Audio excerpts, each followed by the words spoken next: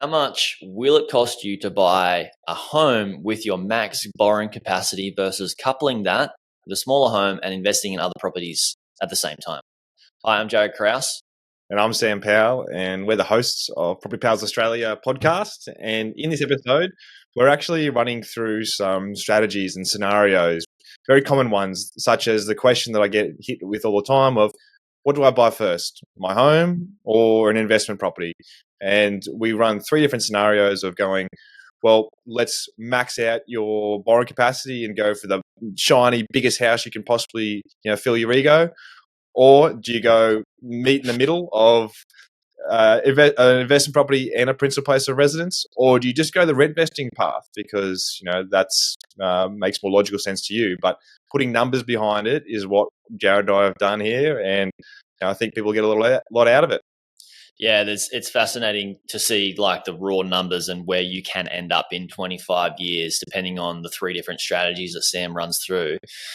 But there's also like intricacies that we do discuss around what state, where are you at in your life? What's your life situation? Who are you accountable at the certain time? Children, grandparents. Where do you want to live? Where do you not want to live? Access to schools. All these intricacies of like, and having some fulfillment throughout life as well. And I'm under the standing that you can have fulfillment, you can have a great life, but also invest at the same time and get the best of both worlds. But it's just working out that strategy each and every single time that when you're going to go away and acquire a property. So there's so much value in this podcast episode. It's not the only way we can help you for free. Go to our website and we have a how to maximize your borrowing capacity mini course that can help you increase your borrowing capacity so you can buy better assets each time you do want to acquire an asset. So that's at propertypals.au/free resources. Check it out. Enjoy the podcast episode.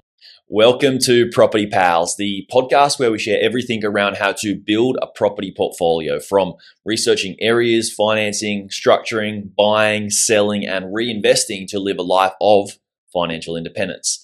As a disclaimer, any information shared by myself, Jaryd, Sam, and the Property Pals team is strictly general and should not be taken as constituting professional advice. You should consider seeking independent legal, financial, and taxation advice from a qualified professional.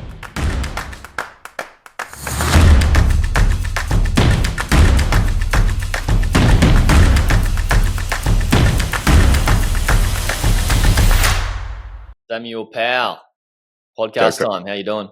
Doing well, mate. How are you? I'm good. I have no idea what we're talking about. I said, are we going to podcast today? And you're like, yep, I've got a story. And I want to ask on the air, what's this story? Yeah, well, just in the light of helping people with strategies, more and more questions keep coming through. And I thought it'd be good to run a few base case scenarios so people can start to understand the numbers behind it. And I tried to behind what? Like say your income and what your, I guess, desired end result is going to be, looking like projecting out 25 years and going, well, what would your portfolio value be? What's the cash flow? Just to help people make that educated decision. And obviously everyone's different in their scenarios, but I thought it'd be really helpful just to go, well, this is a base case scenario. I had a client come to us and ask, it's a very common question, and I've been meaning to obviously do these examples. So I finally got around to building it out. But the question always is, Sam, do I go principal place of residence first, or do I become a rent investor? So I thought, hey, in my opinion, it's always different. So I have to understand the complexities of what they're trying to achieve. So I thought we'd just free chat about it, and I'll run you through the figures of what I've done, because I actually ran three different scenarios of the first one being principal place of residence plus an investment property, or doing the full rent vesting path, and then the third is just doing the principal place of residence to help people make their decisions, because I've broken it down through all the way to what you love, which is ROI. And I love it too. It's a bit of a complex beast and takes some time. So It's hopefully an people get a lot out absolute of it. complex beast, isn't it? And I guess when somebody comes and asks that question of like, what should I do first? PPR, buy a home or invest, rent vest. I've been asked this before, and I don't answer it. I ask another question, and I ask, "What's your goal? Like, is it more income in the future, or is it? Do you want to have some level of fulfillment of the sense of, and the keyword sense of owning your own home? Because most people don't buy a home and they don't own it. It's the bank that mostly owns it until they pay their dues, I guess. So yeah, that's the question that I like to ask. And I think a lot of people getting into property investing are wanting to do it for money, but we have a lot of people have been fed False a reality. dream that we sort of piggyback on everybody else's, and go down and there's nothing wrong with it at all. My sister wants to, not every time, but a lot of times I speak to her, she's like, I'm just so over living in a rental. I want to do these things to my own place. And yeah, I don't get it, but I empathize, I guess, probably the wrong word, empathize, but I can see what she wants. So let's go through some scenarios because this is big. Yeah, well, let's start from the start. My philosophical friend. So the world, right? We're born, we go to school. Yeah, you're the tradesman. You realise that your skill set wasn't in, or you like to work with your hands. So you went down the trade path, and mine was more like I was. Let's face it, mine's a school teacher, so go to school, get you're good. more academic, far more Oh, academic well, I mean, different than levels me. of intelligence, but then Yeah. I think that's the issue, obviously, with the schooling system is that people do think that just because they're not academic, that means they're not intelligent. And I think that barrier has definitely been broken down. It was just really prominent in our our upbringing. But Sure. it was drilled into me. Go to school, get good grades. You know the story. Get a good job, then go and buy that home for you to live in and give you that security, and then raise a family, and work for 40, 50 years, maybe 70 years, retire and die. That was the dream, right? That sounds like a great dream. Yeah. So that's not the dream. It was always like go to work and then essentially bust your ass for 10 years and then try to look to retire early. That was, in my eyes, like that goal of retirement in my 40s. It's shifted as I've evolved to realize that, hey, life it's not the destination, it's the journey. So it's not about getting there at 40, 45. It's what do you actually want to do when you're 50, 60, 70, because your mind's still active. Even up into your 80s, you're still making pretty logical decisions. And I think that's obviously what our story, I feel like, to the world is there's a middle path, and marketing people and businesses are telling you to just acquire a massive property portfolio because you'll be happy. Your ego cup might be filled, but is that the right path? And I think that's where this strategy has really come pretty dominant in my career, because I've got more of a passion towards it, just to help people go, look, there's no right answer. It's what's determined for you. So I thought I could break down a few numbers to help people actually make that educated decision.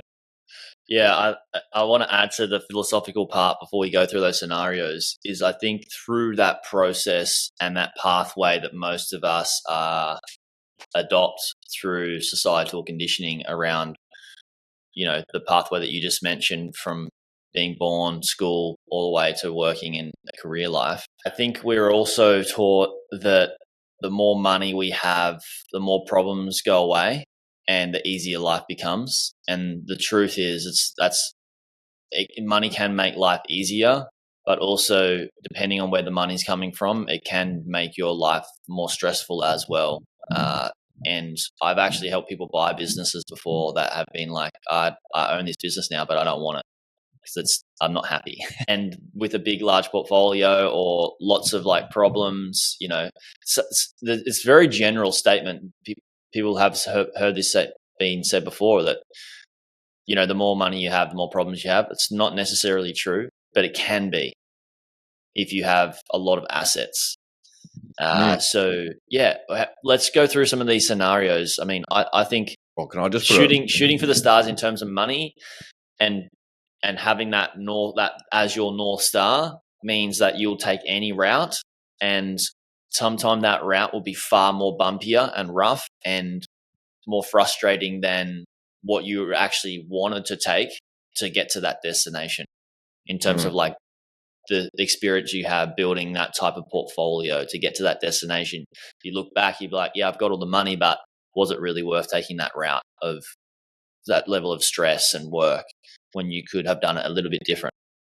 Yeah, it's actually, my wife was telling me about a podcast where they actually interview very successful multimillionaires, and there was a common theme along it was, I'm wealthier, but I was happier when, earlier in my journey, but I didn't realize that was the happiest period because, you got that purpose, you got that drive, you got that passion, you're building something, but then they've got different things going in their life, and then they aspiring to something that they perceive will give them happiness, but then they haven't, I guess, essentially thought it through too much.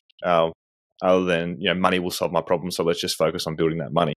So I'll have to get that podcast and share it with you, because I thought that was quite interesting as well. Because what you just said reflected exactly what a lot of people do go through. Once you hit that financial level of perceived success, it can fall away in other areas like your health and relationships. And is it worth it? That's up to you to decide. Yeah, usually health comes first, and then relationships, I believe, and then money. That's my values. Not everybody else's at certain times in the life. So you got a couple of scenarios. You said 3 scenarios, and the first one was being the worst case. Is that right? Yeah. So I'll give you the inputs, which is household income of $240,000, cash savings of $260,000, and they're assessing what path we go down.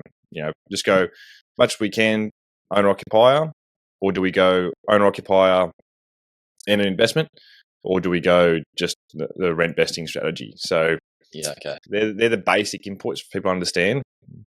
And what I'm running is that their ability to put towards $2,000 a week in either debt repayments or rent is those basic inputs. So scenario 3, which is the worst case, that's just doing what the world teaches you, which we discussed, Jaryd, is you go down and you get your borrowing capacity, you've got your deposit, and that they tell you can afford, based on your income, to borrow X.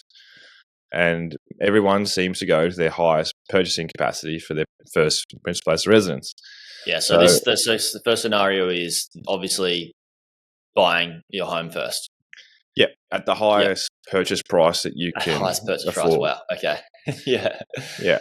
So common. I would say maybe 70% of people go for this. Maybe more, huh? Yeah. Well, yeah. The rent vesting strategy started to come out a bit more prominent these days, because people are realizing that, hey, like, if I actually want to live in this location, it's going to cost me a lot of money, and I need to maximize that. But then incomes aren't, like, especially in, say, Sydney as an example, there's a big movement where people can't, they know they need to get into the market. They've got a healthy $200,000 deposit, but they can't really afford it, because that deposit on this income, in this scenario, if you take into account, well, if we use all your cash holdings, well, like 245,000 of the 260, because it's always good to keep a bit of a cash buffer in place, that that purchase capacity is sitting around $1.2 million. So that sounds like a lot of money to some people. If you live in Sydney, that doesn't get you far. So that's where people are starting to realize, well, it's going to take me another 10 years to save up for the deposit to actually buy what we want. So what can we do with our money in the interim? Because money in cash is essentially eroding over time with inflation. So that's where they're looking to that rent vesting strategy. But getting back on track, this scenario is, all right, let's go to our max purchasing capacity, sitting at $1.2 million. We're putting $245,000 of our cash in. So what that actually equates to over a 25-year period is pretty interesting. So on paper, you've maxed out your serviceability up front, so your accumulation period in the next 10 years is pretty much nil. And then you go, all right, well, you've done really well, Jaryd. You're 25 years later, your property's worth $5.15 million. That's pretty good. This is on a 6% per annum growth rate as well. And on a principal and interest pay down period, because it's PPOR, so you want to be paying down that over time because it's non-tax deductible debt on that front. So the issue with this strategy is that the negative cash flow that you'll carry throughout that period is quite high. So the highest annual cash flow drawdown is $102,000 on this front. So, if you're putting $2,000 a week in to hold the property, then, that's right at your upper end, because that's about $104,000 a year you could put towards it. So you're just hitting it. And in case you're listening to this, I've got a bit of a tickle in my throat. So it makes me... Oh, maybe I'll talk a bit louder. So it's I'm trying to find the right tonality to use. But anyway, getting to it. So the ROI. So taking into account, you got the growth, but you've also got a negative cash flow carry over 25 years of $2 million. What's a negative cash flow carry? Well, over that 25-year period, you're putting $2 million into actually paying down like the debt, the principal and the interest repayments. Right. Yeah. So what I do to get the ROI is go, well, we've got what's our net growth return, and then what is the cash flow consideration over that period, and then you're obviously adding those two together. And then I ran each strategy as a sell down period at the 25 years just to get to that net ROI figure. And scenario 3, it comes in at, it's still pretty reasonable. It comes in at 9.87% annualized each year over the 25-year period. So the estimated total return on investment sits around $2.73 million, which is, in all eyes, it's a lot better than sitting in cash. Yeah, absolutely. Mm. Yeah, it's so that's fascinating, right? Like how much people put, like how much of they put all their eggs in one basket, right? Like they go to their maximum borrowing capacity, put all their eggs in one basket, and then leverage to the hills for this home, which actually is a liability at the end of the day, compared, like if you're weighing up opportunity costs. So it's not the best ROI decision, really. And we could argue, Sam and I being quite philosophical around, like, is that what the banks and the world and the government want? Is people with less options easier to have under the, the govern, easier to govern, I would say. It's probably a better word. So yeah, it's interesting when you look at the numbers and you stack up, like, all right, where will we be at in 25 years? If we buy a home now early with the most amount of money we have, surely we'll be in a better position. But some people just don't know the other options. Yeah, so let's go straight to the meat and potatoes. So that's strategy 3. Strategy 1 and 2 are very similar. So strategy 2, which is rent vesting, so same input, same income, same savings over a 25-year period. The return on investment is 11% annualized over that 25-year period. Whereas if you went the first strategy, which is doing a principal place of residence, but a lower purchase price. So what that allows you to do is actually buy a principal place of residence for $1 million. You're using a little bit less of your injection, and then go into building out investment properties 2 and 3 in that. So you're actually taking that middle path of best of both worlds, but you're not going to your maximum borrowing capacity. Yeah. So doing that strategy comes in at 11.03%. So very similar on a annualized return on investment basis between the two, of rent vesting or purchasing a lower price owner occupier and saving money in the tank to buy an investment property. More. Yeah, investment property 2 and 3 alongside, which might be 2 years after or 3 or earlier, depending what your savings rate is. Yeah, so your principal base of residence and then investment, like over the 25-year period, the total ROI on a figure basis is 3.55 million, and on the rent vesting is 3.53 million. So 20 grand difference, like on a projected figure. So basically very similar on that front. It's just where the differences are, because these are the two to sort of compare against, is, what can your money buy you for where you live and where you want to live? Because that also, like, what the model doesn't factor in is, as an example, if you're like, this is running at a 6% growth rate per annum, and the targets we hit for investors is 7% plus. So in rent vesting strategies, obviously, we hand cap it a little bit from that front. But the biggest difference is between the two, and obviously I've factored in an estimate for capital gains tax as well. So it's a sell down period for every single event, and you don't have capital gains for principal base residence. So that's always there. But overall, you start to have to, this is where it gets down to that question of, well, what's the best path for me? And it depends, obviously, where you are in your life, right? Like, it's good to be invested in property.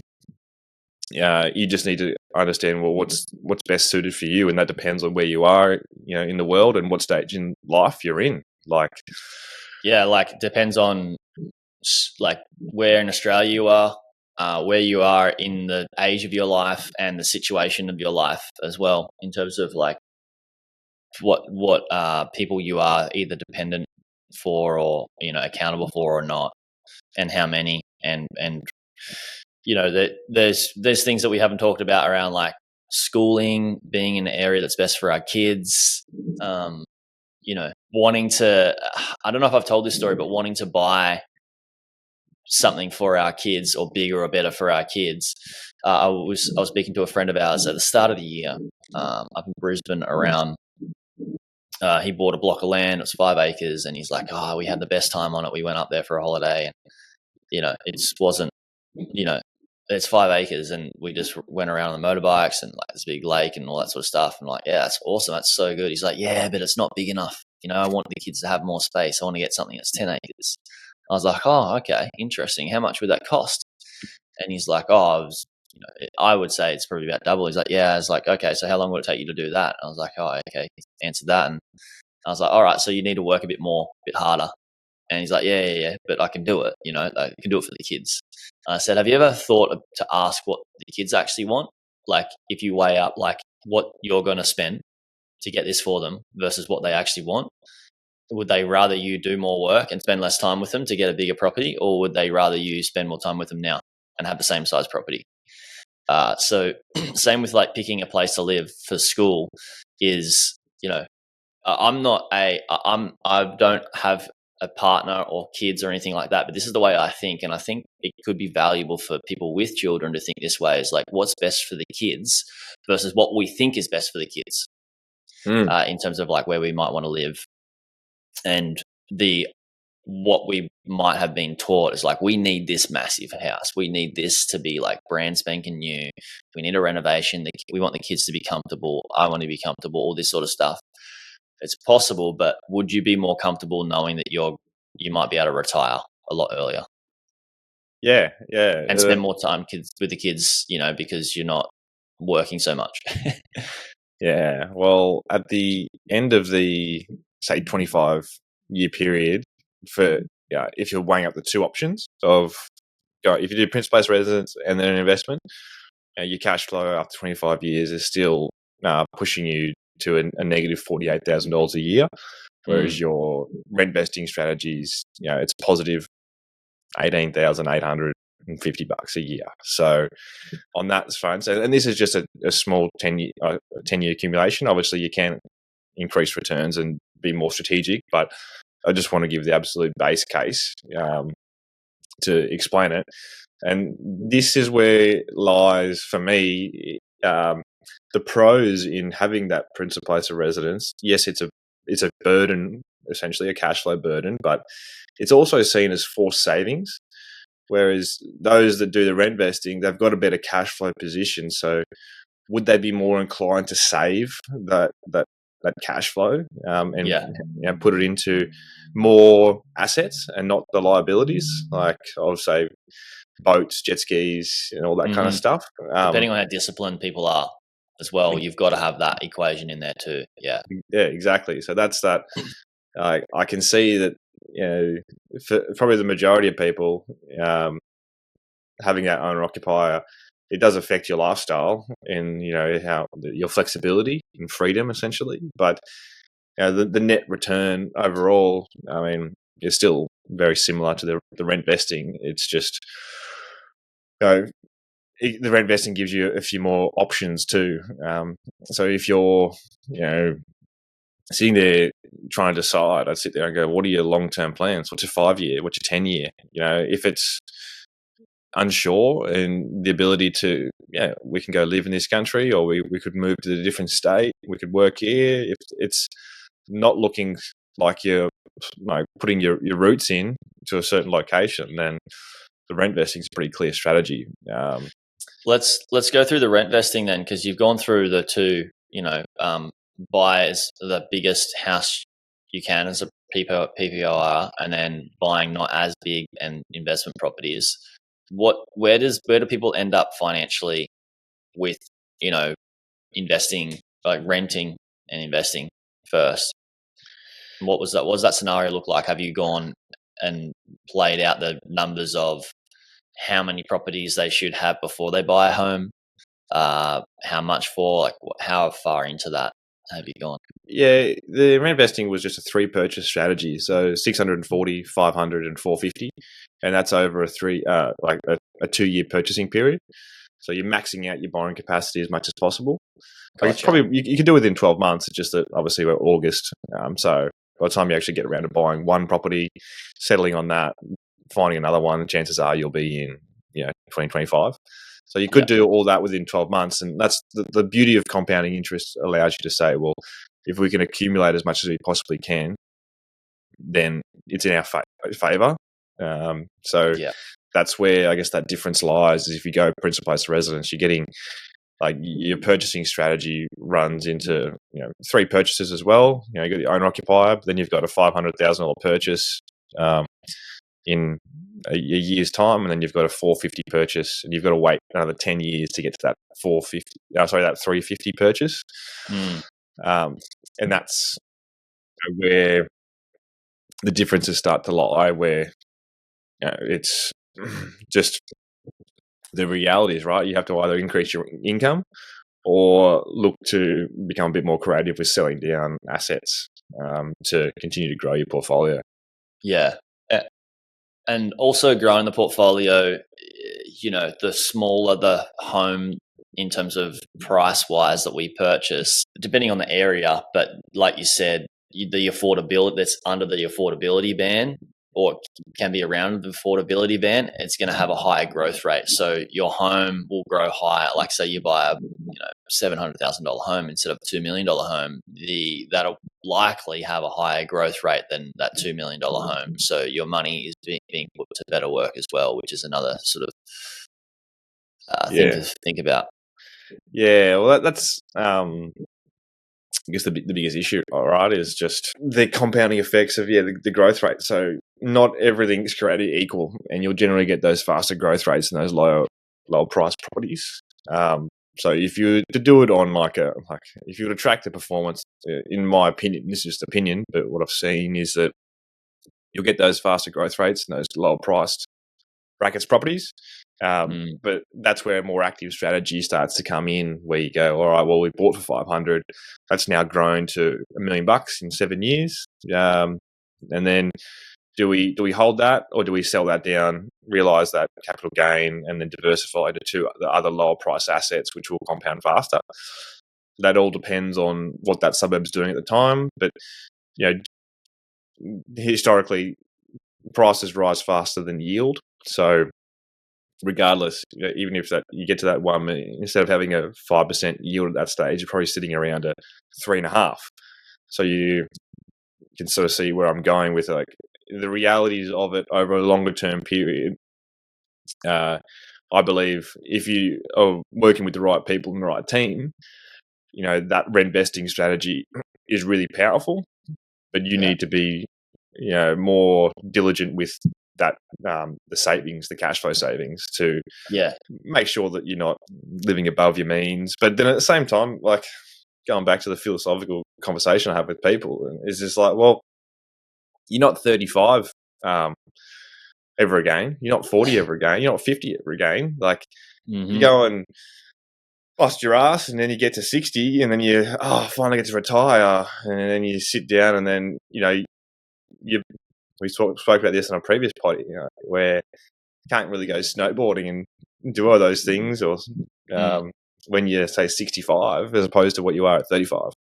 Yeah, the better ROI you get when you spend your money younger on experiences. And there's a book around that called Die with Zero, John Perkins, that we mentioned. Also, with strategy, I was speaking to a business strategist yesterday. She helps people scale their, $2 million to $40 million businesses. And I was mentioning that how important regular strategy is, and staying on top of it regularly, either 3 months to every 6 months, minimum once a year, absolute minimum. I think that's very, very important, not just in business, which is what I help people do when I'm helping them scale their businesses, but in property. I'm always assessing, even like every month or very regularly, I'm thinking like, what's, where do I need to go? What do I need to do? What's the right thing for me right now? And so for everybody listening, your strategy will change every single purchase that you make, and you should have that conversation and those thoughts before you make that purchase. So reach out to us, hello@propertypals.au, and we can jump on, have a chat, and help you strategize before your next acquisition to prepare for it, based on what you want in terms of life fulfillment or ROI, and a combination of both. Yeah. Anything else to add, Sam? Well, I was running another strategy for a client, and it was like, don't underestimate the, I guess, emotional power of owner occupier. Like you can do things, you can manufacture equity in. There is that sense of security as well, and that's where, like, for especially when you're entering into that that stage of your life, like reinvesting on paper is always going to look better. 100%. Like I've modeled it out, I've seen it, but what's the drag on your, I guess, emotional state and time of having to move rental properties every 2 years, essentially? So like maybe even 12 months. Obviously it's not 12 months every single year for 25 years, but there's pros and cons to each, and no one really knows what's going to eventuate. But I think if you go in with your eyes wide open, you have these deeper conversations, especially before you pull that trigger to what everyone tells you to do, and especially your ego gets in the way, where, we own a $1.2 million house, look how good we are. I don't think that's the right attitude. It's, what is the best return on investment? Because we've only got one life, and these are big decisions. So take your time and work with the right, I guess, team around you to formulate that decision. And the decision comes from you and nobody else. It's just for your team to give you options, to ask the right questions. Love it. Thanks for listening, everybody. We'll speak to you on the next one.